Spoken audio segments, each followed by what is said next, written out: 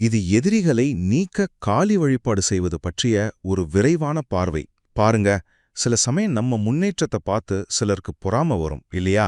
அப்போ அவங்க தடைகளை உருவாக்கலாம்.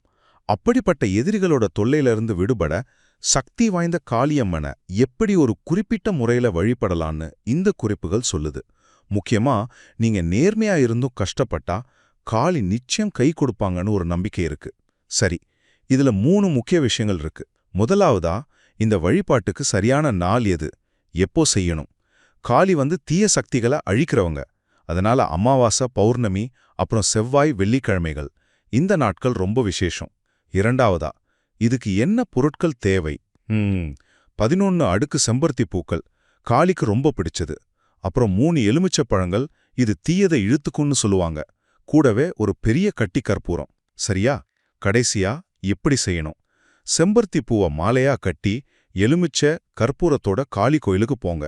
உங்க எதிரிகள் தொல்லை நீங்கணும்னு மனசார வேண்டிட்டு அந்த எலுமிச்சைய அங்க இருக்கிற திரிசூலத்துல குத்துங்க. அப்புறம் செம்பருத்தி மாலைய காளிக்கு சாற்றி உங்க பேர்ல அர்ச்சனை பண்ணுங்க. காளிய 11 தடவை வலம் வரணும். முக்கியமா, கடைசியில் அந்த கற்பூரத்தை கையால தூள் பண்ணி ஒரு அகல் விளக்குல போட்டு எதிரிகள் தூள் தூளாகி என்னை விட்டு விலகணும்னு முழு மனசோட வேண்டிக்கிட்டு ஏத்தணும். அவ்வளவுதான்.